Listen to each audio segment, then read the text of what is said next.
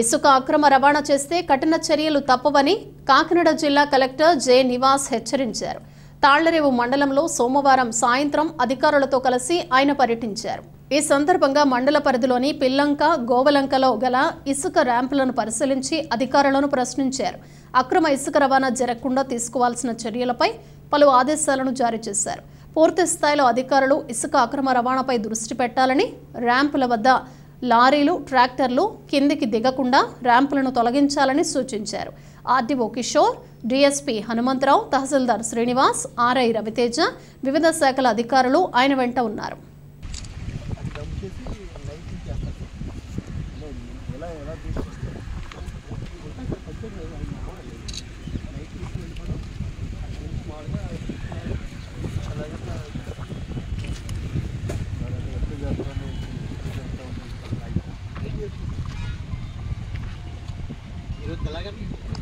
Morning కూడా వెళ్ళి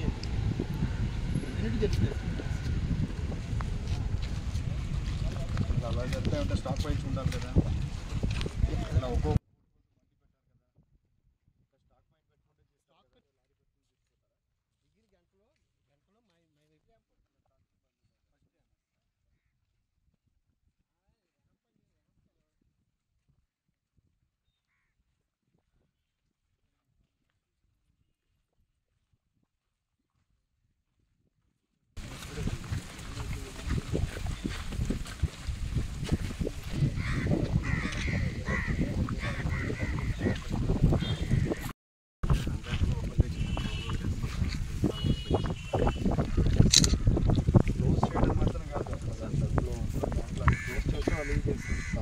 road లేకుండా ఇది చేయాలి.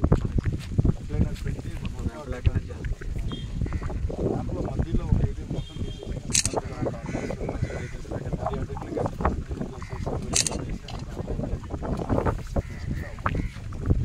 ఏమేమి ర్యాంపులు ఉన్నాయో ఆ ర్యాంపులు అట్లా ఇది దాంట్లో టెంపరీ వీక్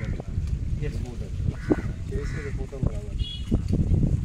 రేపు లోపల అది మనం పెట్టేటప్పుడు అది రిపోర్ట్లోనే చేసేయచ్చు. చేసి జరుగుతాయి కానీ ప్రికాషన్ పెట్టకుండా అలా చేసామని చెప్పి వాళ్ళకి ఏమేమి అవసరం లేదు కదా. వాళ్ళకి శ్మశానికి వచ్చేది కూడా అలానే వస్తారు కదండి. అది ఇలా వస్తుంది అలా లేదు కదా సార్. వాళ్ళు కట్టే శ్మశానికి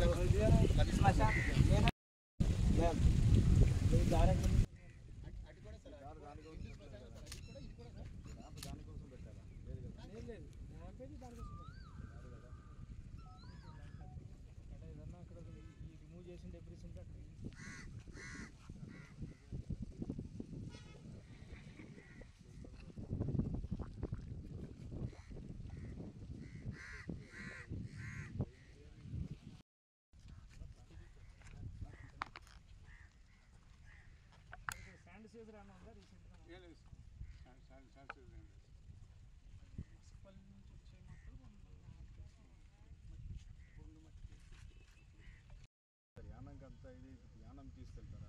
యానం తీసుకెళ్ళండి. యానం కాదు సార్, ఆంధ్ర సార్. వెళ్ళి ఇసుక మీరు చెప్పేది ఇంకోటి ఇక్కడ నుంచి వెళ్తుందండి. ఆంధ్ర నుంచి వెళ్తుందండి. అడుగున బ్రాండ్ వెళ్ళిపోతుంది. అది ఎలక్షన్ కాబట్టి జరిగింది సార్. ఇప్పుడు జరగదని కూడా ఓన్లీ స్టాండ్ జరుగుతుంది.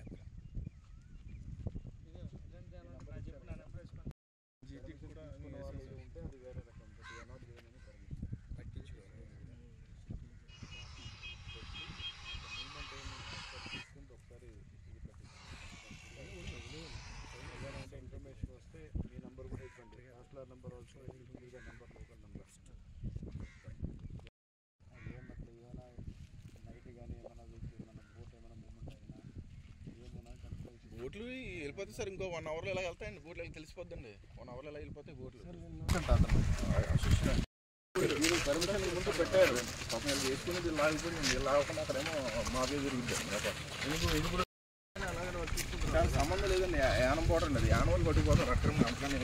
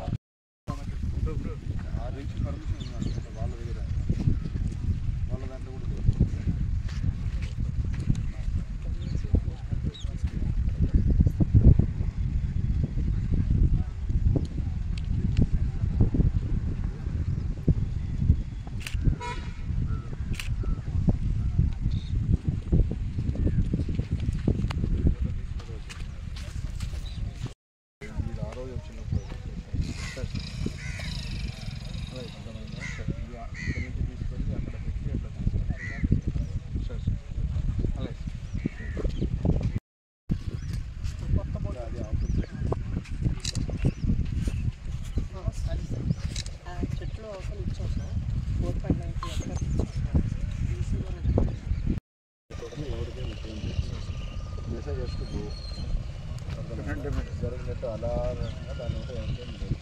ఇప్పుడు వచ్చేటప్పుడు లేదు, బట్ ఇంకా షుడ్ బి దేర్ మానిటరింగ్.